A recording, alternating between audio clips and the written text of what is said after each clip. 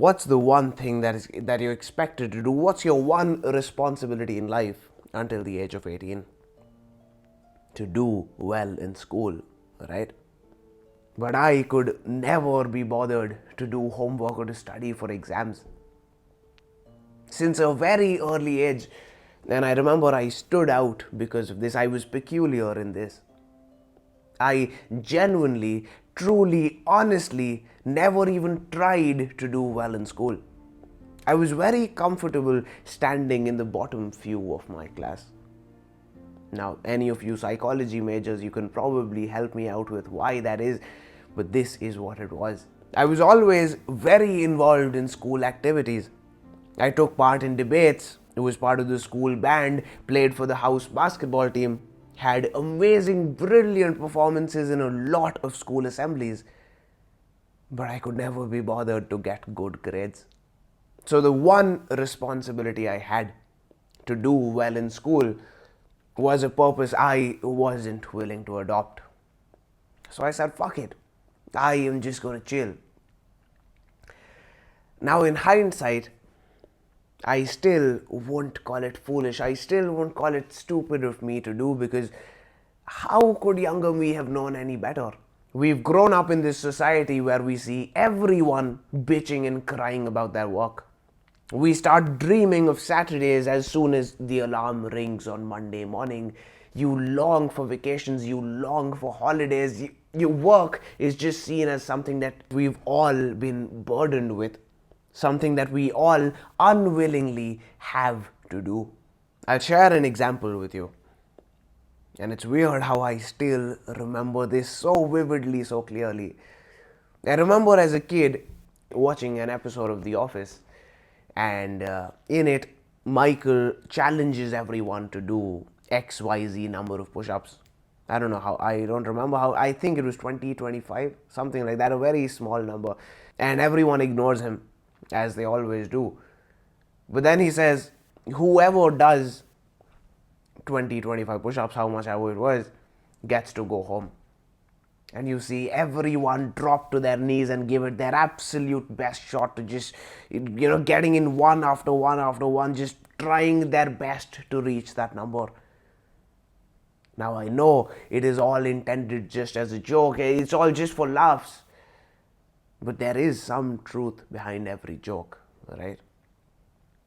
I saw this and I remember thinking, all of these people in this office are basically imprisoned, right? They're not here by free will. They're not here because they want to be here. They're just here because they have to be here, because they have no option. A young boy sees this and internalizes the belief that the goal of life is to save himself from having to do work, that the goal of life is to not do anything. I'm not justifying what younger me did. I'm just saying that I understand why he did what he did. I spent all those years of my life, up to the age of 18, just chilling and fucking around. I would spend entire days watching movies and TV shows. And this was before we even had Netflix in India. This was the age of torrents. I would spend hours scrolling through Instagram and Facebook. I would spend entire nights playing video games. I would spend all of my evenings just going out and chilling with friends. Gradually came the drugs as well. You need things to fill your time, man. Time does not just pass when you have no purpose. And then I went to college. Now, my parents had never really been much of an interference to me living the retired life throughout my schooling days. But you still don't get that feeling of I'm on my own till you're living at home, right?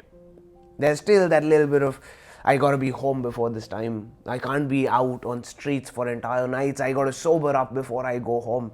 Shit like that, right? So when I went to college, I was like, oh, I'm finally on my own. I am finally free. As if I'd done jack shit for the past years. But that's how I felt. And I went all out. In college, nobody gives a fuck. You do whatever the actual fuck you want to do. There was just this one thing. And I was talking about this with a friend the other day, which, by the way, shouts to my brother Archit. Check out his channel, guys. It's called Screen Chip. Absolutely love the guy. Love what he's doing. Brilliant videos, brilliant ideologies, brilliant takes on whatever he talks about. Genuinely, make sure you check out his channel. I'll drop a link to it in the description. Alright, coming back to it. As I was saying, I was talking to Archit about this and I said, this one thing is probably the only reason I'm still alive today. You see, we had very strict attendance policies. So you just had to be in class. You do whatever the fuck you want to do once you're in class, but you had to be in class. So me and my friends, we would go to college sometimes high as a kite, sometimes hungover as fuck, sometimes after pulling all-nighters of just seeing how bad we could fuck our brains up by drowning ourselves in booze and smoking enough pot to give Snoop Dogg some competition. You see, that is how I lived my life when I knew I had to go to college the next day. Imagine what I would be doing if I didn't have to do that. That was my life, man. The only stress in my life was if the dealer didn't pick up one time. And even then we had like 5 dealers. So I had zero stresses, zero responsibilities, zero obligations, zero fucks to give. I literally would just eat and drink and chill and sleep and get high all day. So I'm not exaggerating when I say I have lived the dream life. At least what's known to be the conventional, the mainstream dream life. And I honestly believed that I was living peak life. That I was extracting every ounce, every drop of pleasure, of enjoyment, of fun from life. But even this wasn't enough. Even this didn't give me that kick, that ironically high in life. And then came February of 2020. I've never talked about this until now, so here's the exclusive only on my channel. In February of 2020, I said, let's give hard drugs a shot. I knew the risks involved. I knew what could happen. I had heard the horror stories. I knew that I was about to go down a very slippery slope. I knew that if I wasn't very, very careful, there would be no going back for me. I would become that guy who got addicted to hard drugs. And honestly, the only thought I had in response to this was, it's not like my life is that great right now. Might as well give it a shot. And so my best friend and I, we decided to do it on a Saturday. But we promise ourselves, no matter what, we will not do it again. We're just experimenting. We just want to see what it feels like. We're just trying it out. We will not do it again. Or at the very least, at least not for a few months. Saturday comes and we do it. Never in my life, not the greatest experience of my life, even came close to it. I felt alive for the first time in my life. Next morning, we wake up and for the first few hours you're completely out, completely drained, completely depressed. But a few hours later, my best friend and I, we gather ourselves and go down for our morning cigarette. As we're finishing the cigarette, I just go, let's do it this Saturday. He goes, I'm in. And that was it. That was the only discussion we had about breaking the promise that we had set in stone, that we had said we would never break. And so we did it the next Saturday, and the next, and the next, and almost the next. Don't get me wrong, we had all the intention to, we were ready to, but then out of nowhere, COVID hit. We went into lockdown and we were all sent home. Jesus Christ, talk about close calls. I'm not even going to get into how my best friend, my partner in crime, is doing today. I think he's doing a little bit better these past few. Fuck it, man. We're not going there. Well, let's continue. I came back home. The first few weeks to months were absolutely unbearable because of the withdrawals. I remember pacing my room for entire nights. But then I went back to my regular life. I went back to getting high, getting drunk very, very frequently, because that's all I knew how to do. And life became boring, life became monotonous again. And then, about a year later, I got the push that I needed. I've talked about this multiple times, right? I was graduating without a job in hand and no scope at even a mid-tier university for my postgraduate.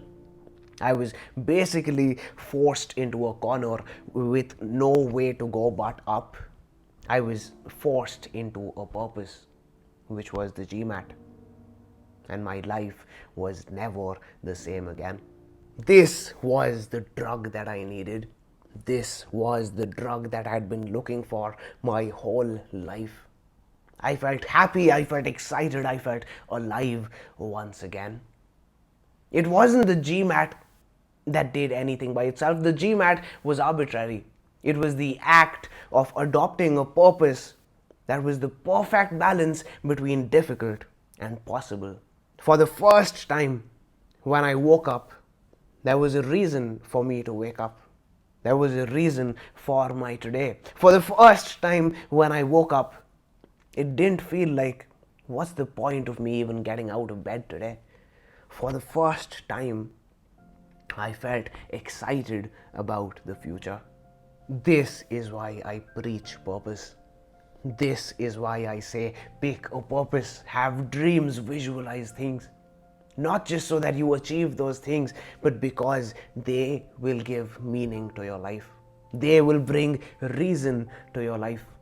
They give you a reason to wake up in the morning.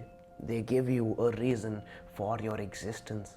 This, the experience of everything that I talked about in this video, is what gave me the confidence to start this channel, is what gave me the why for starting this channel.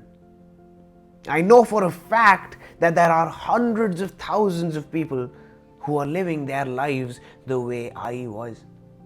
And there are just as many, if not more, who are striving for that life. Maybe not the substances, but at least that retired life, right? They're looking forwards to, they're waiting to living that retired life, to dropping their purpose. But meaning and happiness and fulfillment and contentment are only to be found in living life with a purpose. I am fortunate to have lived my life in reverse and to have had this realization. By adopting a purpose, I feel like I've found the key, the secret, the hack to a happy, fulfilling life. And it's that key, that secret, that hack that I want to share with the world. Consider dropping me a like, a subscribe to help me with this mission. Make your dreams a reality, one day at a time, boys. Because this pursuit is the only thing that will give you happiness, that will keep you sane in this life. I'll see you in the next one.